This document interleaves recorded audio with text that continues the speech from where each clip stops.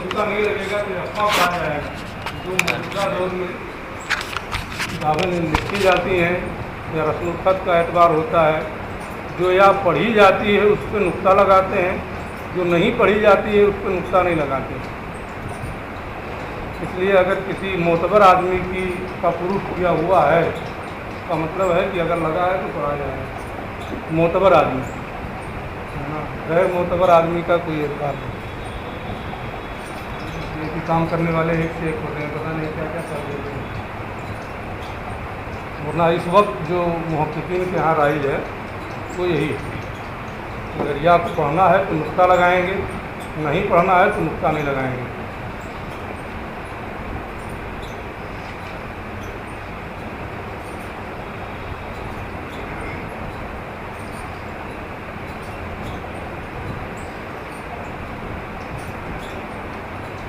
ہمارا سوال دیکھنے کا ٹائم نہیں ملا. ٹھیک ہے، کسی دن دیکھیں گے تو بتا دیں گے کہ نہیں اتنا مصروف ہے کہ.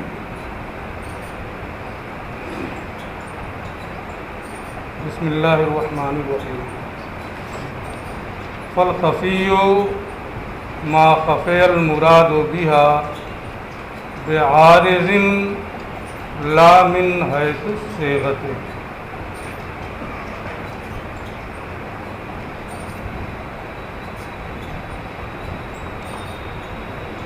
ظاہر، نص،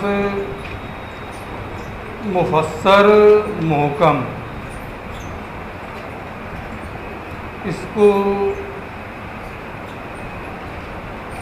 ان کو تعریف، مثال اور احکام کے ساتھ آپ پڑھ چکے ہیں.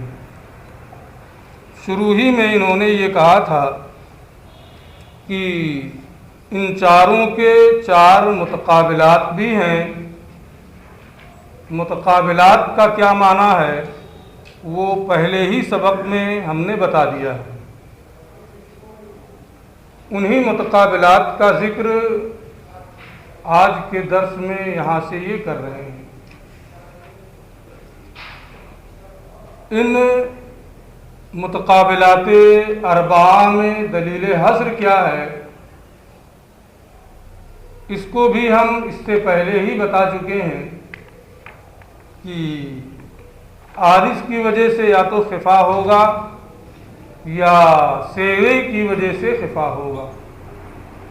عارض کی وجہ سے پوشیدگی ہے تو وہ خفی ہے، صیغے کی وجہ سے پوشیدگی ہے تو سیاق و سباق سے علم ہوگا یا نہیں ہوگا. اگر ہو جائے تو وہی مشکل ہے، اور اگر نہ ہو تو یا تو شارع کی جانب سے بیان کی توقع ہوگی یا نہیں ہوگی. اگر شارع کی جانب سے بیان کی توقع ہے، امید ہے، تو وہ مجمل ہے، اور اگر بیان کی امید ختم ہو گئی ہے تو وہی متشابہ ہے. بیان شارع حیات رسالت میں تک ہی ممکن تھا، اس کے بعد اب بیان شارع کی بھی کوئی صورت نہیں ہے. جب تک رسول زندہ تھے یہ تھا کہ بیان کر دیں. اس لیے اب جو مجمل تھا شارع کی جانب سے بیان آ گیا، اب اس کے بعد بیان آنے کی کوئی امید نہیں ہے.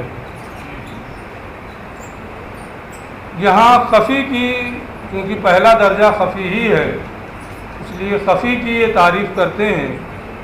ما خفی المراد بہا بعارض، جس کی مراد کسی عارض کی وجہ سے پوشیدہ ہو، صیغے کے اعتبار سے پوشیدگی نہ ہو. یعنی لفظ کا لغوی معنی جو ہے آپ اس لفظ کو سن کر کے سمجھ جائیں، مشہور و معروف ہو، لیکن کسی عارض کی بنیاد پر، کسی مقام پر کوئی پوشیدگی ہو جائے، کوئی دشواری آ جائے، تو اسی کو خفی کہا جاتا ہے۔ لفظ کے اعتبار سے وہ ظاہر ہوگا، صیغے کے اعتبار سے وہ ظاہر ہوگا، اس کی مثالیں، اور عارض کی وجہ سے کسی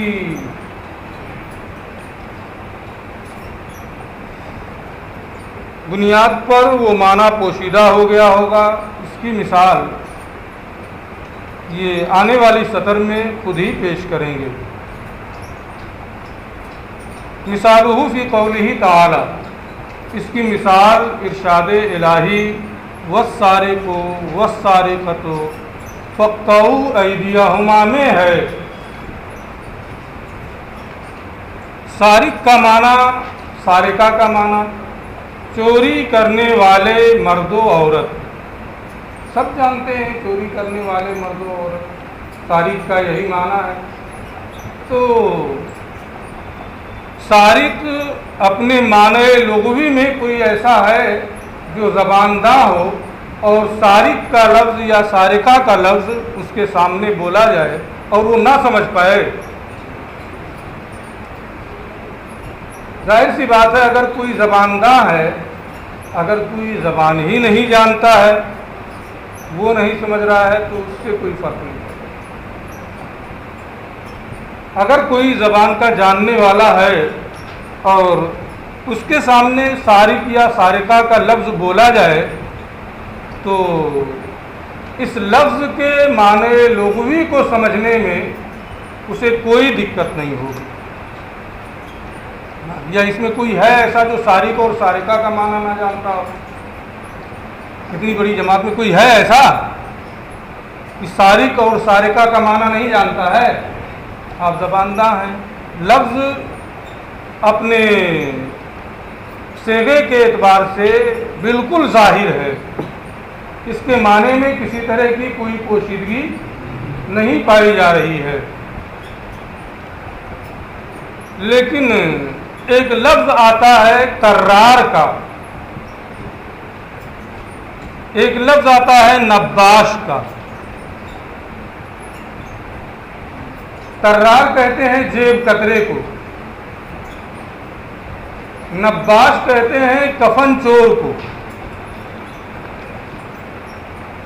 تو آیت کریمہ میں آ رہا ہے، ہم اپنی طرف سے نہیں بولتے، اس میں ہے نا؟ اچھا، تو اس میں پڑھ رہا ہے، ٹھیک ہے۔ تو طرار جیب کترے کو، نباش کفن چور کو کہتے ہیں۔ چور اور سارق اور سارقہ کا معنی تو آپ کو معلوم ہے، اس کے بارے میں قرآن نے یہ حکم دیا کہ ان کا ہاتھ کاٹا جائے۔ لیکن طرار جو ہے، اس کا ہاتھ کاٹا جائے یا نہ کاٹا جائے، اس میں آدمی تردد میں پڑ جاتا ہے،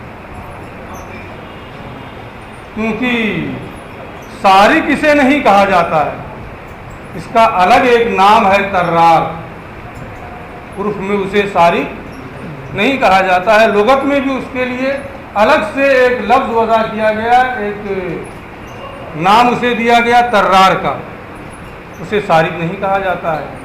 تو جب سارق نہیں کہا جاتا ہے تو اس کا ہاتھ کاٹا جائے گا یا نہیں کاٹا جائے گا؟ غور و فکر کرنا پڑے گا کہ پوشیدگی ہو گئی کہ نہیں۔ چور اور چور مرد و عورت کے ہاتھ کاٹنے کا حکم ہے، طرار کو سارق نہیں کہا جاتا ہے، اس کا اسے الگ سے ایک نام دیا گیا ہے۔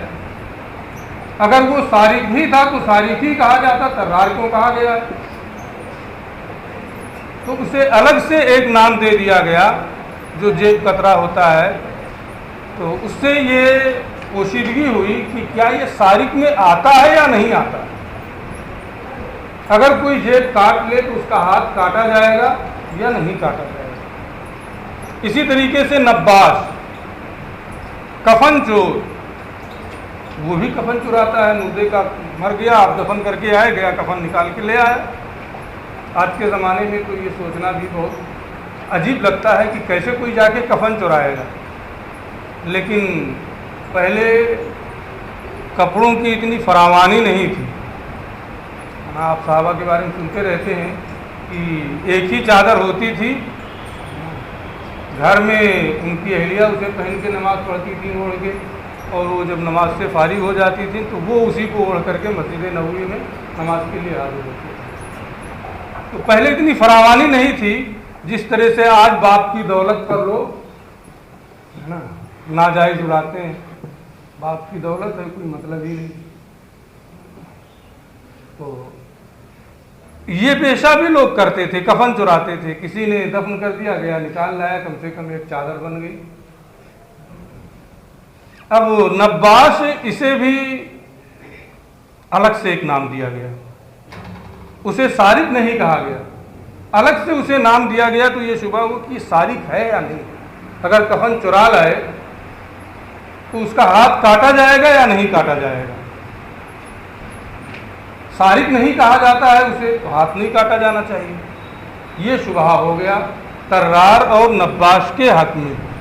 تو اس میں غور و فکر کرنا پڑتا ہے، تأمل کرنا پڑتا ہے۔ آپ غور کریں گے تو چوری کا معنی، سرقہ کا معنی آپ قدوری میں پڑھ چکے ہیں کہ حرز سے مال محفوظ کو جو 10 درہم سے کم نہ ہو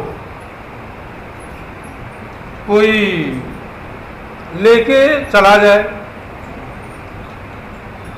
تو اب اگر مال محفوظ کو پوشیدہ طور پر حرز سے کوئی لے کے جائے تو اسے چوری کہتے ہیں۔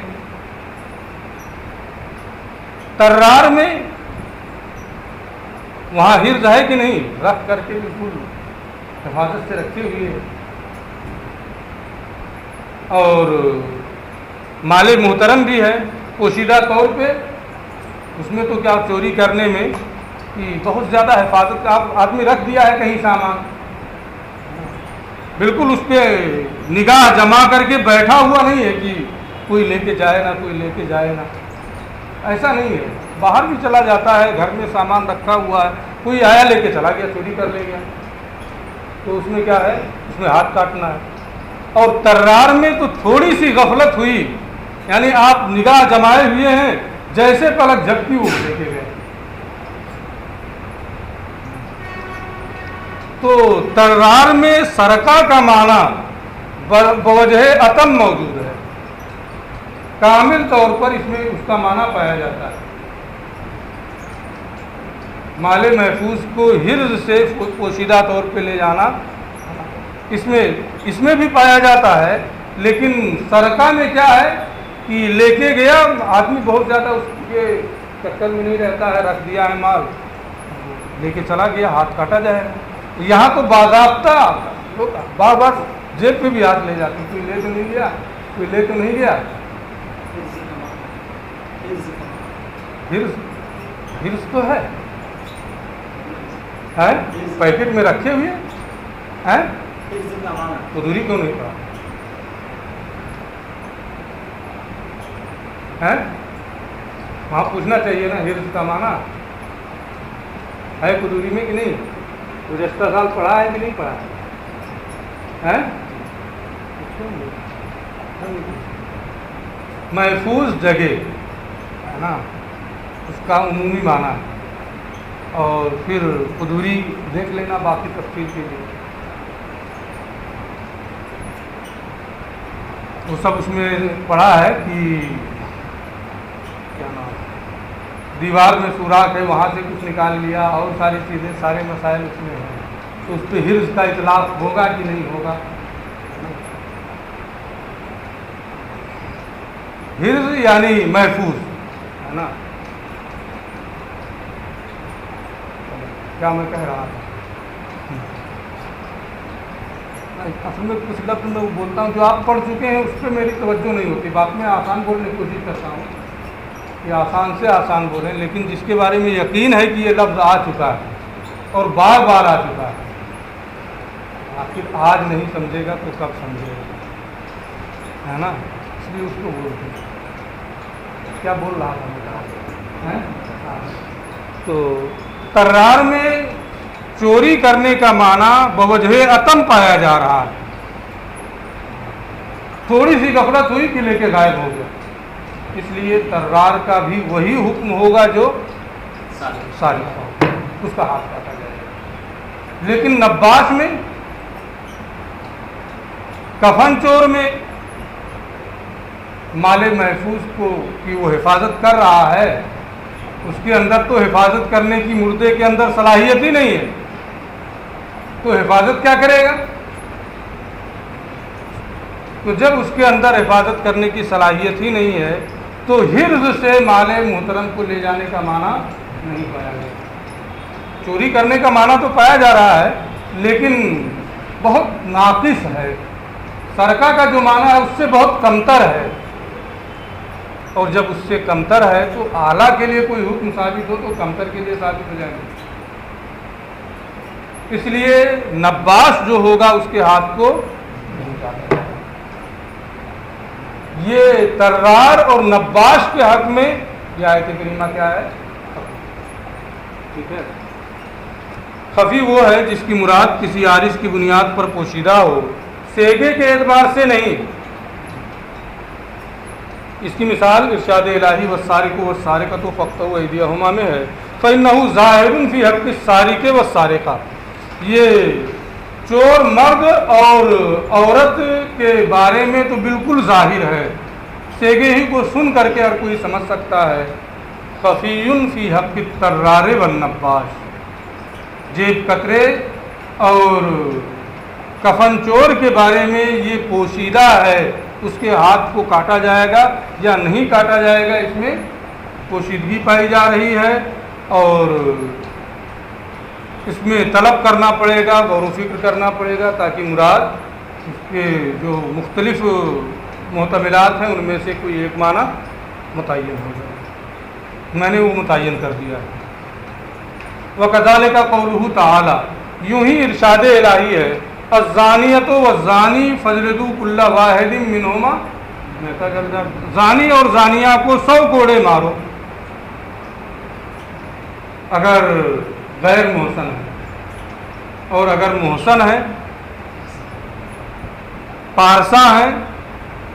اب اس کو بھی کہے گا کہ محسن والا بتائیے. صفت احسان پر اگر وہ ہیں، ابھی جلدی اس کو پڑھا ہوگا ہے نا کہ کتاب الشہادت میں وہاں بھی دوبارہ آیا کتاب الشہادہ میں کہ 4 لوگوں نے زنا کی گواہی دی، 2 لوگوں نے احسان کی گواہی دی. پھر شہود احسان رجوع کر گئے تو کیا حکم ہے؟ پڑھا ہے نا. تو وہاں دوبارہ پھر بتایا گیا ہوگا کہ احسان کیا ہے. اس لیے ابھی یاد ہے، تازہ تازہ ہے. تو اس سے پہلے اور بھی پڑھ چکا ہے اسی قدوری میں. یاد ہے احسان کی کیا شرطیں ہیں؟ کون کون سی چیزیں شرط ہیں؟ سب بھائی پڑھا کے جاؤ کہ سب بھائی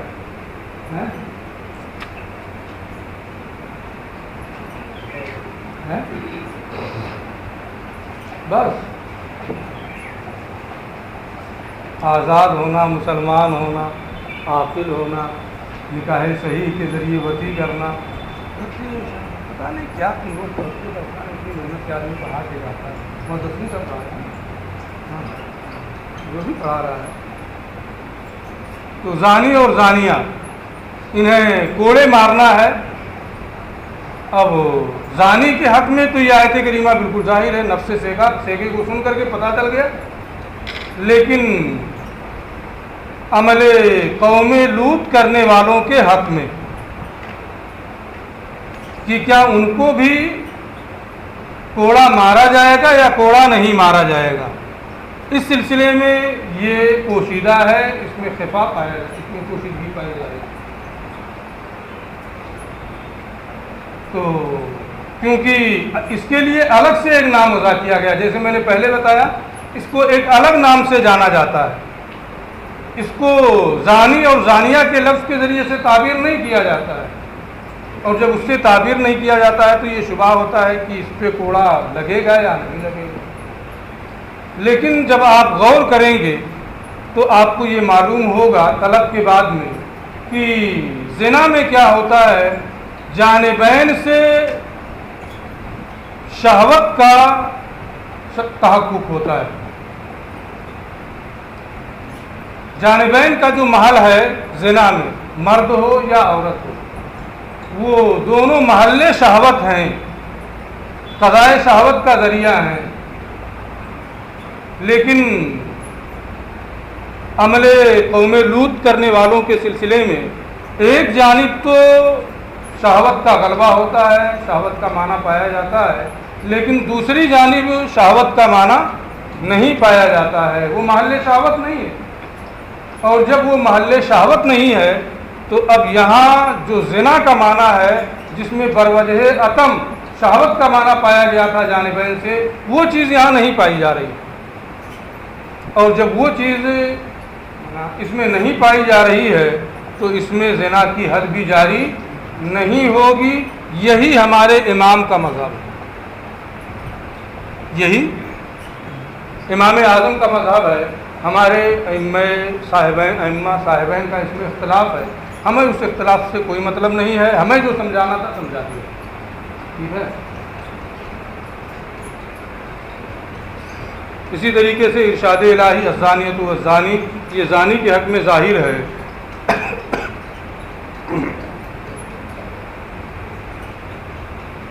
اور لوطی کے حق میں یہ پوشیدہ ہے. غور و فکر کے بعد میں یہ معلوم ہوا کہ اس میں زنا کا جو معنی ہے وہ معنی اس میں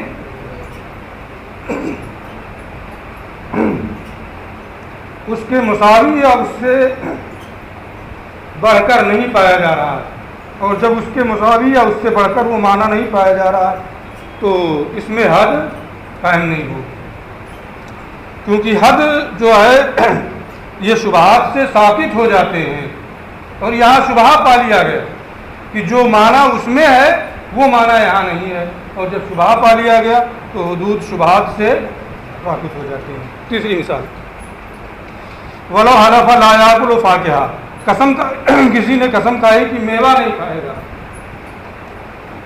تو اب فاکہہ نہیں کھائے گا، میوہ نہیں کھائے گا، یعنی جو تلذذ و تنعم کا سبب بنتا ہے، جس میں غذائیت نہیں پائی جاتی ہے. اب اگر وہ غذائیت اس میں پائی جاتی ہے، غذائیت کے لیے کھا رہا ہے، تنعم و تلذذ مقصود نہیں ہے. جیسے پہلے انار کھاتے تھے، انگور کھاتے تھے، وہ تفقہ اور تنعم کے لیے نہیں ہوتا تھا، تلذذ کے لیے نہیں ہوتا تھا، بلکہ غذا کے لیے ہوتا تھا. تو انار، بلکہ انار دوا کے طریقے پر بھی کھاتے تھے، آج بھی کچھ لوگ دوا کے طور پہ انار کھاتے ہیں. تو اگر تنعم و تلذذ کا معنی اس میں پایا جا رہا ہے تو ایسی صورت میں اس کے کھانے سے وہ حانث ہوگا. اور اگر تلذذ و تنعم کا معنی لذت حاصل کرنے کا معنی نہیں ہے، صرف غذائیت کا معنی ہے، جیسے انار میں اور انگور میں، تو اس سے وہ حانث نہیں ہوگا. لیکن اس وقت تو اس کو بھی تفقہ ہی کہا جاتا ہے نا ہمارے ملک میں.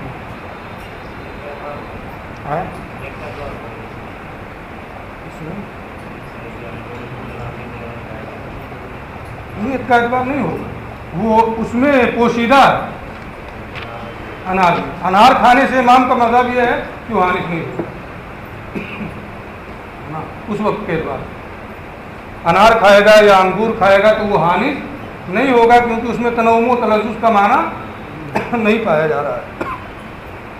وَلَوْ حَلَفَ لَا يَأْكُلُ فَاكِهَةً، اگر کسی نے قسم کھائی کہ میوہ نہیں کھائے گا تو یہ ظاہر ہے ان چیزوں میں جسے تنعم کے طور پہ، تلذذ کے طور پہ، لذت حاصل کرنے کے لیے کھایا جاتا ہے. خفیًا فی حق العنب والرمان، انگور اور انار کے حق میں یہ کیا ہے؟ پوشیدہ ہے، کیونکہ اس میں غذائیت کا معنی ہے، تنعم و تلذذ کا معنی، لذت حاصل کرنے کا معنی نہیں ہے. تو اس سے تفقہ سے اس میں معنی کم پایا گیا، اور جب کم پایا گیا تو اس کے کھانے سے حانث نہیں ہوگا. تو حکم الخفی ہے، خفی کا حکم وجوب الطلب، غور و فکر کرنا ہے نا، لفظ کے مختلف معانی میں کو طلب کرنا ہے تاکہ اس کے بعد افراد کو طلب کے ذریعے سے متعین کیا جا سکے اور پھر اس کے مطابق عمل ہو، حتی یزول عنہ الخفاء، یہاں تک کہ پوشیدگی اس سے دور ہو جائے۔ وَأَمَّا الْمُشْكِلُ، مشکل، فَهُوَ مَزْدَادَ خَفَاءً عَلَى الْخَفِيِّ، مشکل اسے کہتے ہیں جس کی پوشیدگی خفی سے بڑھ کر ہو۔ پانی ہے کیا؟ نہیں لانے مت جانا، نہیں پڑھاتے ہیں کسی طریقے کبھی کبھی ہو جاتا ہے، یہ عادت ہماری ہے، پان کھائے کا پڑھاتے ہیں، تو کبھی کبھی دقت ہو جاتی ہے، آج پہلی مرتبہ دقت ہوئی۔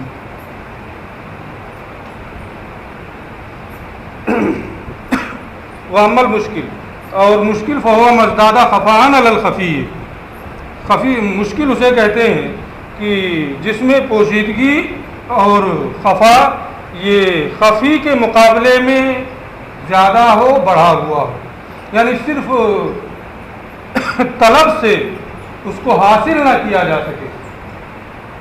کأنہ بعد ما خفی علی السامع حقیقتہ دخل فی اشکالہ وامثالہ، گویا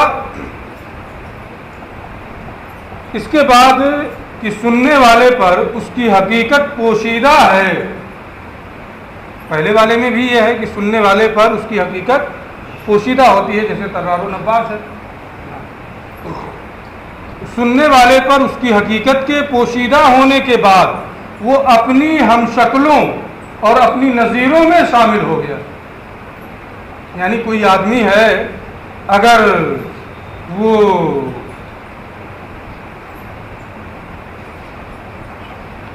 جاسوسی کرنے والے کیا کرتے ہیں، چہرے کو اپنی حیرت کو بدل لیتے ہیں،